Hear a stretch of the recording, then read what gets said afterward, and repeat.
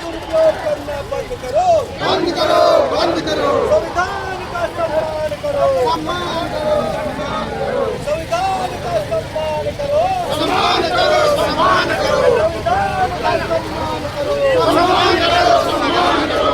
काला कानून वापस लो, वापस लो, वापस लो, काला कानून वापस लो, वापस लो, वापस लो, काला कानून वापस लो, वापस लो, वापस लो। लड़ेंगे, जीतेंगे, लड़ेंगे, जीतेंगे। अभी तो ये लड़ाई है, आगे और लड़ाई है, अभी तो ये लड़ाई है, आगे और लड़ाई है। काला कानून वापस लो, वापस लो, वापस लो, काला कानून वापस लो, वापस लो, वापस लो। संविधान की रक्षा कौन करेगा, हम करेंगे, हम करेंगे, संविधान की रक्षा कौन करेगा, हम करेंगे, हम करेंगे, मौलिक अधिकारों की रक्षा कौन करेगा, हम करेंगे, हम करेंगे, मौलिक अधिकारों की रक्षा कौन करेगा, हम करेंगे, हम करेंगे। संविधान विरोधी कानून वापस लो, वापस लो, वापस लो, संविधान विरोधी कानून वापस लो, वापस लो, वापस लो, संविधान विरोधी कानून वापस लो, वापस लो, वापस लो, मौलिक अधिकार छीनने वाला कानून वापस लो, वापस लो, वापस लो। धिक्कार है, धिक्कार है, धिक्कार है, धिक्कार है, धिक्कार है। आजादी है,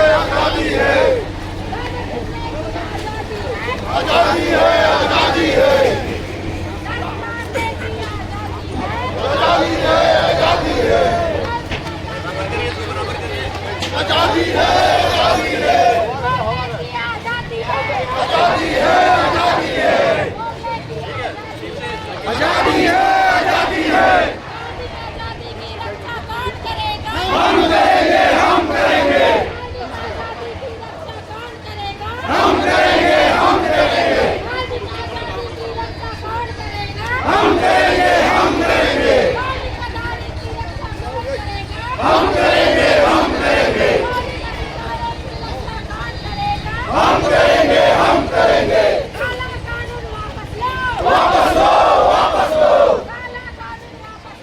वापस लो, वापस।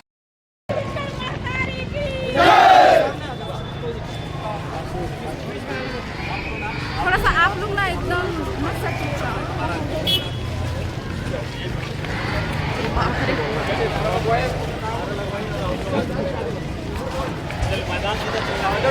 रैली है, अभी गैस स्तंभ बचाव पहुंची हुई है और काफी लंबी लाइन है। पूरे जेल में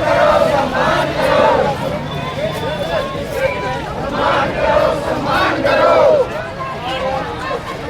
वापस लो, वापस लो,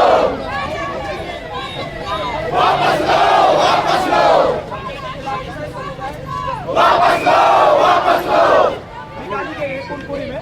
और ये जो वापस लो, वापस लो, बाजार से वापस लो, वापस लो, वापस लो, वापस लो, वापस लो।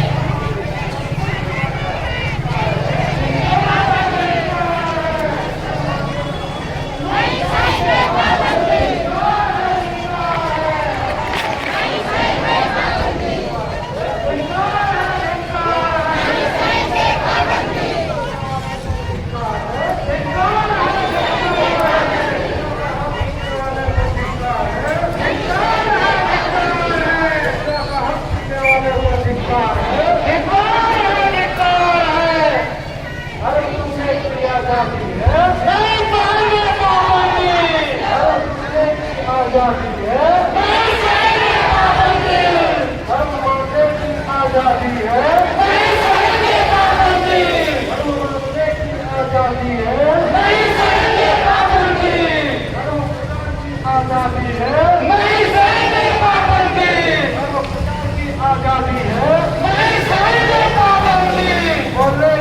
आजादी है, नहीं सहेंगे पाबंदी, बोलने की आजादी है, नहीं सहेंगे पाबंदी, धार्मिक अधिकार की रक्षा कौन करेगा? हम करेंगे, हम करेंगे, धार्मिक आजादी की रक्षा कौन करेगा? हम करेंगे, हम करेंगे, मौलिक अधिकारों की रक्षा कौन करेगा? हम करेंगे, हम करेंगे, मौलिक अधिकारों की रक्षा कौन करेगा? हम करेंगे, हम करेंगे, काला कानून वापस लो, वापस लो, वापस लो, काला कानून वापस लो, वापस लो, वापस लो, संविधान विरोधी कानून वापस लो, वापस लो, वापस लो, संविधान विरोधी कानून वापस लो, वापस लो, वापस लो, मौलिक अधिकार छीनने वाला कानून वापस लो, वापस लो, वापस लो, मौलिक अधिकार छीनने वाला कानून वापस लो, वापस लो, वापस लो, धार्मिक आजादी छीनने वाला कानून वापस लो, वापस लो, वापस लो, धार्मिक आजादी छीनने वाला कानून वापस लो, वापस लो, वापस लो, अनुच्छेद 25 का उल्लंघन करने वाला कानून वापस लो, वापस लो, वापस लो, अनुच्छेद 25 का उल्लंघन करने वाला कानून वापस लो, वापस लो, वापस लो, अनुच्छेद 14 का उल्लंघन करने वाला कानून वापस लो, वापस लो,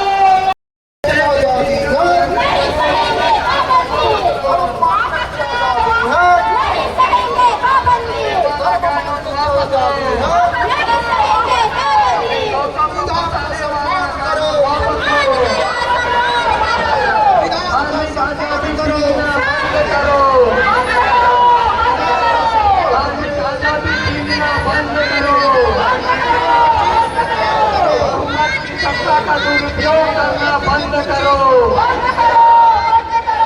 बहुमत की सत्ता का दुरुपयोग करना बंद करो, संविधान का सम्मान करो,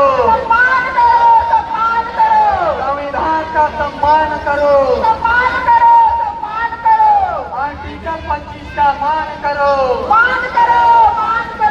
आर्टिकल 25 का मान करो, हर मानने का हक छीनने वाले पर धिक्कार है, हर मानने का हक छीनने वाले पर धिक्कार है, हर प्रजा का हक छीनने वाले पर धिक्कार है, शिक्षा का हक छीनने वाले पर धिक्कार है, हर सुनने की आजादी है, हर सुनने जितने भी हमारे समाज के जनप्रतिनिधि हैं, आप सभी से अनुरोध है, आग्रह है, इतनी लाखों की भीड़ में एक एक जनप्रतिनिधियों का नाम नहीं कहेंगे पाबंदी, हम करेंगे, हम करेंगे, धीरे धीरे ये मैदान में व्यवस्थित से आ रहे हैं। मैदान में एक अपनी जगह सुनिश्चित करेंगे। समय सीमा के रहते हुए हम आज के सभा को सुचारू रूप से आगे बढ़ा सकेंगे। आज की सभा में संबोधन करने के लिए छत्तीसगढ़ धर्म स्वतंत्र विधेयक 2026 का जो काला कानून है, जिसके विरोध में आज हम अपनी शक्ति को प्रदर्शन करने के लिए यहाँ पर उपस्थित हैं, एक जन सैलाब के रूप में। आज उस काला कानून का दुरुपयोग छत्तीसगढ़ शासन कैसे करेगी? काला कानून क्या है? आज हमारे धर्म के नेतागण, आज हमारे समाज के बुद्धिजीवी आप लोगों के बीच में परोसने वाले हैं। आप इस काला कानून को समझिएगा और जाके चुप मत रहिएगा। आपको अपने गांव घर में, अपने जो यहाँ पर इस रैली में उपस्थित नहीं है, उनको जाके बताना है कि 2026 का जो काला कानून छत्तीसगढ़ की सरकार लाई है वह क्या है। सचमुच में आज हम ईसाई समाज अपनी जागरूकता को लेके आज हम भारी भीड़ में यहाँ पर अपनी उपस्थिति को दर्ज किए हैं। सचमुच आज हमारा समाज जाग चुका है। लेकिन साथियों, जो काला कानून है उसके बारे में आज इस मंच से आपको बताया जाएगा और सुन करके खामोश नहीं बैठना है। अपने आवाज को यहाँ से लेके जाना है अपने गांव, घर, गलियारे, जल, जंगल, जमीन में, और अपनी आवाज को बुलंद करना है। तो जितने भी रैली के माध्यम से मैदान में पूछ रहे हैं, आप सभी से अपील है, आग्रह है, जितना जल्दी आप यहाँ पर उतार लेंगे, जो कि संविधान की जो प्रस्तावना है आप लोगों के बीच में रखने के लिए जा रहे हैं। आप सुविधा होगी तो अपना दाहिना हाथ आगे करेंगे, अभी नहीं, जब संविधान की प्रस्तावना पढ़ी जाएगी तब, है ना।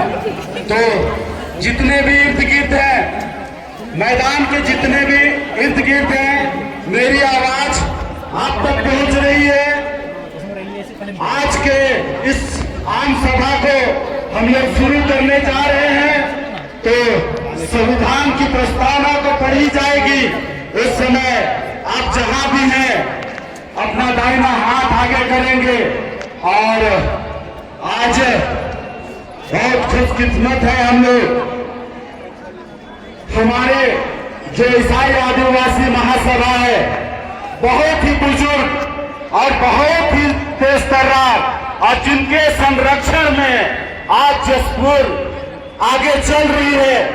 मैं ऐसा शख्स को आप सभी जानते हैं, मैं उनको बुलाना चाहूंगा जिनके अगुवाई में आज की संविधान की प्रस्तावना आप सभी के बीच में रखी जाएगी।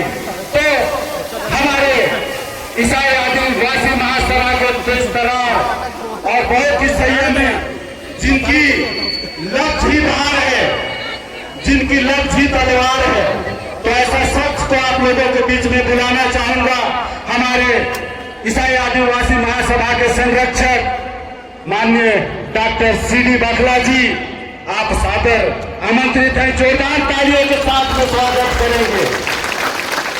इनकी अगुवाई में आज की आम सभा की प्रस्तावना रखी जाएगी और इनके संरक्षण में आज का इस सभा को हम लोग संबोधित करते हुए आगे बढ़ेंगे। और इनकी आप सभी से आग्रह है, आज के इस आक्रोश रैली को प्रारंभ करने के पूर्व चूंकि हम नारा लगा रहे हैं आर्टिकल 14, आर्टिकल 25, 19 और 21, ये सब की जो संविधान के खिलाफ में हो रहा है, उसकी रक्षा के लिए, संविधान की रक्षा के लिए हम अपना हाथ आगे करके ये प्रतिज्ञा लेंगे और संविधान की जो प्रस्तावना है, जिसको बोला जाता है प्रेमबल, तो मैं जैसे बोलूंगा आप सब अपना हाथ आगे रखेंगे और मैं जैसे बोलूंगा दो सब उसके पीछे पीछे आप उस बात के बोलेंगे। आप सब हाथ आगे रखेंगे। अब भारत के लोग, भारत को एक संपूर्ण, प्रभुत्व संपन्न, समाजवादी, धर्मनिरपेक्ष, लोकतंत्रात्मक गणराज्य बनाने के लिए तथा उसके समस्त नागरिकों को सामाजिक, आर्थिक, राजनीतिक न्याय, विचार, अभिव्यक्ति, विश्वास, धर्म और उपासना की स्वतंत्रता, प्रतिष्ठा और अवसर की समता प्राप्त कराने के लिए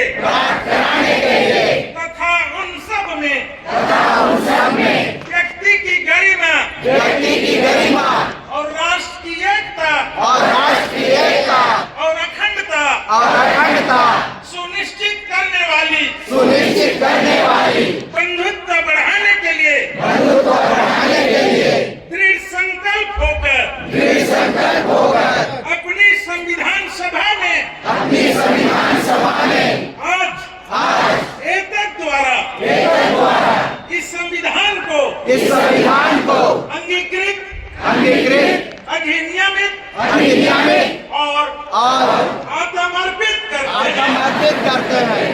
धन्यवाद। बहुत बहुत धन्यवाद डॉक्टर बकला जी। आज के जितने भी जय यीशु, जय मसीह, जय मसीह, यीशु से भारत माता की, भारत माता की जय संविधान, जय संविधान। संविधान की रक्षा कौन करेगा? संविधान की रक्षा कौन करेगा? काला कानून वापस लो, काला कानून वापस लो। आज छत्तीसगढ़ विधान संसद विधेयक 2026 काला कानून के विरोध में आज हम सभी मसीही लोग यहाँ पर उपस्थित हैं। हमारे बीच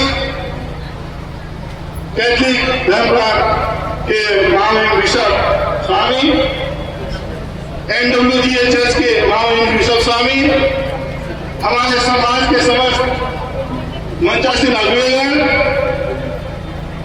हमारे बीच उपस्थित समस्त जनप्रतिनिधिगण और हमारी इस विरोध रैली में, इस विरोध आंदोलन में उपस्थित समस्त माता पिता, भाई बहन एवं बच्चे। जैसा कि हम सभी को मालूम है, जब से देश में भारतीय जनता पार्टी सरकार आई है, जब से प्रदेश में भारतीय जनता पार्टी की सरकार बनी है, तब से लोग सड़क में हैं, हमारे समुदाय सड़क में है, हम आंदोलन कर रहे हैं, हमारे पर अनेक प्रताड़नाएं हो रही है। क्या हम यहाँ पे इससे पहले हम निवासरत नहीं थे क्या? क्या आज हम निवासरत हैं क्या? इससे पहले भी तो हम यहाँ पर निवासरत थे। क्या उस समय धर्म परिवर्तन नहीं होता था? क्या हम एक दूसरे मिलजुल कर नहीं रहते थे? बताइए, भाई बताएं। हम शासन से पूछने जाते हैं, हम यहाँ सभी हिंदू, मुस्लिम, सिख, ईसाई सभी भाई बहन एक साथ मिलकर हम एक साथ रहते थे। हमेशा हमारा नारा रहा है, हिंदू, मुस्लिम, सिख, ईसाई हम सब भाई भाई। किंतु भाई बहनों, आज कितने दुख की बात है कि हमें धर्म के नाम पर आपस में लड़ाया जा रहा है, हम आपस में द्वेष फैलाए जा रहे हैं और कहा जा रहा है कि यार ये हिंदू है, ये मुस्लिम है, ये सिख है, ये ईसाई है। और आज यह अफवाह फैलाया जा रहा है कि सभी हिंदुओं को धर्म परिवर्तन करा दिया जा रहा है, सभी को ईसाई बना दिया जा रहा है। तो मैं उस शासन से, उस प्रदेश के मुखिया से और इस प्रदेश के सभी से पूछना चाहूंगा, प्रशासन से पूछना चाहूंगा, जिसके पास एक हिसाब किताब रहता है, वही तो बताएं कि छत्तीसगढ़ में कितने अभी तक धर्मांतरण हुए हैं। अगर आंकड़ा बताएं, अब किस आंकड़े पर बोलते हैं कि धर्मांतरण किया जाता है? शिक्षा के नाम पर धर्मांतरण किया जा रहा है, स्वास्थ्य के नाम पर धर्मांतरण किया जा रहा है। अगर शिक्षा के नाम पर कितनों का धर्मांतरण हुए हैं, स्वास्थ्य के नाम से कितनों का धर्मांतरण हुए हैं, कृपया बताएं। मैं निवेदन करूंगा, आप बताइए कितनों का धर्मांतरण हुआ है। माननीय मुख्यमंत्री जी, आप भी कुनकुरी विधानसभा से विधायक बने हैं, आपका अध्ययन लोयला स्कूल से हुआ है, आपका इलाज यहाँ के होलीबाग अस्पताल में कई बार हुए होंगे। क्या आपका धर्म परिवर्तन नहीं हो गया? यदि स्वास्थ्य के माध्यम से, शिक्षा के माध्यम से धर्मांतरण होता, आप भी आज धर्मांतरित होते। ये बहुत दुख की बात है। आप जिस विधानसभा में आप कुनकुरी विधानसभा में जहां पर आज सरकारी संस्थाओं में आप पढ़ाई किए हैं या गौर अस्पताल में आपने चिकित्सा लाभ लिए हैं, और आप का बयान आता है बहुत निंदनीय बयान आता है कि स्कूलों अस्पतालों में धर्मांतरित किया जाता है। बहुत ही दुखद है, बहुत निंदनीय है। हम इस मंच के माध्यम से हम निंदा करते हैं, ऐसा बयान कभी नहीं आना चाहिए। यदि इस तरह का हमारे लोगों को अफवाह फैला के लोगों के बीच मतभेद बनाया जाएगा तो हम छोड़ेंगे नहीं। हम इसी तरह सड़क में आंदोलन करके हम आपको पुरजोर विरोध करेंगे। आने वाले समय में आपको बता देंगे हम क्या है, हमारी ताकत क्या है, हमारी शक्ति क्या है। हमने ये यहाँ जो बैठे हैं एक लोगों ने वोटिंग किया है आपको, और वोट देने पश्चात आपने विधायक बनने पश्चात अब छत्तीसगढ़ का कमान आपके हाथों सौंपा गया है। आप आज मुख्यमंत्री है छत्तीसगढ़ के, माननीय मुख्यमंत्री। कानून व्यवस्था बनाने आपके हाथ में है, और यहाँ पे सभी केवल आप एक राजनीतिक दल के मुख्यमंत्री नहीं है, छत्तीसगढ़ की पूरी जनता, छत्तीसगढ़ के सभी जनता के आप मुखिया हैं। आप किसी एक जाति विशेष के नहीं है, आप किसी एक धर्म विशेष के नहीं है, आप सभी धर्मों के आप मुखिया हैं। माननीय मुख्यमंत्री जी, मैं आपको बताना चाहूंगा किसी साथ भेदभाव ना करें, झूठी अफवाह ना फैलाएं, हमको आपस में ना लड़ाएं। यह बहुत निंदा की बात, बहुत दुखद बात है। मैं आप लोग ज्यादा समय नहीं लूंगा क्योंकि हमारे बीच वक्ता बहुत ही लगभग सारी बातों को बता चुके हैं, और आज हम कल तक हम 2% लोग आप लोगों को मैं बताना चाहूंगा, छत्तीसगढ़ में हम ईसाई आदिवासी लोग 2% लोग हम रोड में सड़क में उतरते थे और आंदोलन करते थे, किंतु आज ऐसा फिर मौका मिला है कि हम 2% नहीं, आज पूरे छत्तीसगढ़ के रोड में सड़क में आज हम 5%, आज हम 5-7% ईसाई लोग सड़क पर हैं।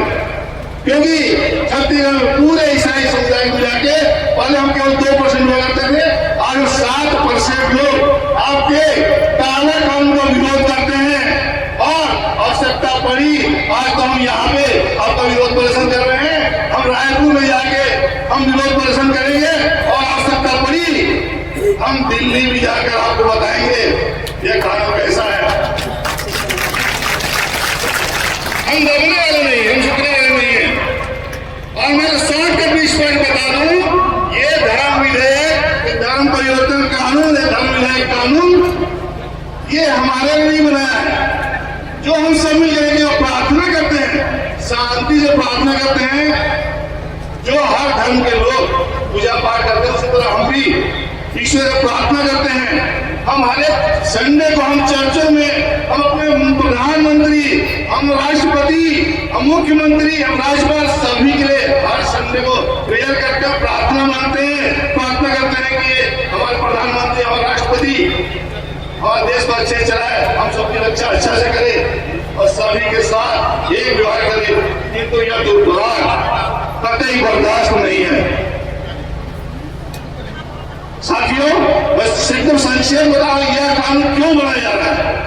आज हम शांतिपूर्ण कहीं प्रेयर प्रार्थना करते हैं तो हम देखते हैं कुछ आवारे गुंडे हमारे पर हमला करते हैं, हम पर हमला करते हैं और हम पर धर्मांतरण का आरोप लगाते हैं। ये यहाँ पे सब मिलकर धर्मांतरण करा देते। उन पर प्रशासन को कंट्रोल करने के बजाय उन्हें बचाने के लिए यह कानून बनाया गया है। वो जो हम आरोप, झूठा आरोप लगाते हैं और हमारे प्रार्थना शांति सभा में, प्रार्थना सभा में हमला करते हैं, उनको बचाने के लिए कानून बनाया जा रहा है।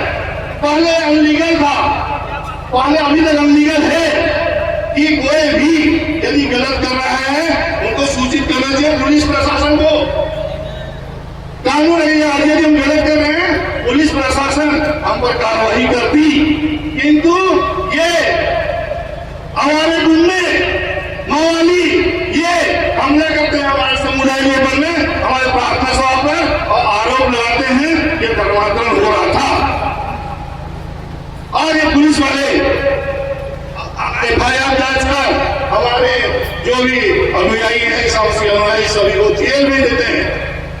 अंतिम में न्यायालय से क्या लिया जाता है आप लोगों को बताना चाहूंगा।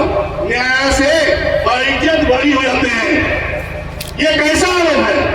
यदि हम आरोपी होते, हम धर्मांतरण कराते, हमको जेल आजीवन कारावास होता ना। आज हमारे लिए आप कठोर कानून मान रहे हैं। हत्या बलात्कार से भी अधिक बड़ा हमारे पास धारा लगा रहे हैं, मतलब हमारे पास अधिवेशन में आप बना रहे हैं नियम कानून। व्यक्ति की पहचान, विश्वास और जीवन के निर्णय व्यक्तिगत क्षेत्र का हिस्सा है, किंतु इस विधेयक की धारा 12-13 में धर्म परिवर्तन की जांच, पूछताछ, सार्वजनिक सूचना, विवाह धर्म संपरिवर्तित की रिपोर्टिंग का प्रावधान है। यह संविधान के अनुच्छेद 21 व्यक्तिगत स्वतंत्रता और आक्रमण है। क्रमांक 4, प्रलोभन आदि शब्दों का प्रयोग अस्पष्ट और भ्रामक होने से संविधान के अनुच्छेद 14 का उल्लंघन है। इस विधेयक की धारा 2 के अंतर्गत परिभाषा में प्रलोभन, दुर्व्यसन, व्यक्ति, धर्म और अनुचित प्रभाव आदि शब्दों का प्रयोग काफी अस्पष्ट और भ्रामक है। प्रलोभन की परिभाषा में सम्मिलित किया गया है नकद या वस्तु के रूप में कोई उपहार या परिपोषण, मौद्रिक या अन्य कोई भी भौतिक लाभ प्रदान करना या रोजगार अनुवृत्ति, सब्सिडी, स्कूल में निःशुल्क शिक्षा, चिकित्सा सुविधा या विवाह का वादा या बेहतर जीवन शैली, बेहतर लाइफ स्टाइल या किसी भी धर्म के अभ्यास, रीति रिवाजों और समारोहों या धर्म के किसी भाग को अन्य धर्मों के संबंध में हानिकारक तरीके से प्रस्तुत करना या एक धर्म का दूसरे धर्म के विरुद्ध बेईमान करना। इस परिभाषा के अनुसार अनाथालयों, वृद्धाश्रमों, स्वास्थ्य केंद्रों, शैक्षणिक संस्थानों और ऐसी अन्य मानवीय सेवाओं के संचालन या सामाजिक सेवा के कार्यों को भी प्रलोभन या जबरदस्ती के रूप में गलत समझा जा सकता है। प्रस्तावित अधिनियम के यदि परिभाषाएं अस्पष्ट हो तो वह तुच्छ मुकदमेबाजी को जन्म दे सकती है, जिससे राज्य के माननीय न्यायालयों में प्रकरणों की संख्या में अवांछित वृद्धि हो सकती है। ऐसी परिभाषा से न केवल अनावश्यक मुकदमेबाजी हो सकती है, बल्कि उससे भेदभाव और भारत के धर्म लोकचार के हस्त की आशंका भी बढ़ सकती है। लोगों या संस्थाओं द्वारा सामाजिक सेवाओं, मानवीय सहायता या दया की दानशील दृष्टिकोण के माध्यम से लोगों की मदद करना भी धर्मांतरण के प्रयास के रूप में गलत समझा जा सकता है। यदि प्रस्तावित अधिनियम वास्तव में सद्भावनापूर्ण किए गए धर्म, शैक्षणिक और सामाजिक गतिविधियों को आपराधिक बनाकर अल्पसंख्यक समुदाय को असमान रूप से लक्षित करता है, इससे मनमाना प्रयोग संभव है, जो संविधान के अनुच्छेद 14 का उल्लंघन है। क्रमांक 5, राज्य विधानसभा ऐसे विधेयक को पारित करने में असमर्थ है। संविधान के अनुच्छेद 246 में संसद द्वारा और राज्य विधान मंडलों द्वारा बनाई गई विधियों की विषय वस्तु वर्णित है। संसद को संविधान 7वीं अनुसूची की जो एक में जिसे संविधान में साम सूची कहा गया है, प्रमाणित विषय के संबंध में विधि बनाने की अनन्य शक्ति है। संसद को और किसी राज्य के विधानमंडलों को भी सूची 2 में इसे संविधान में समवर्ती सूची कहा गया है। प्रमाणित विषय के संबंध में विधि बनाने शक्ति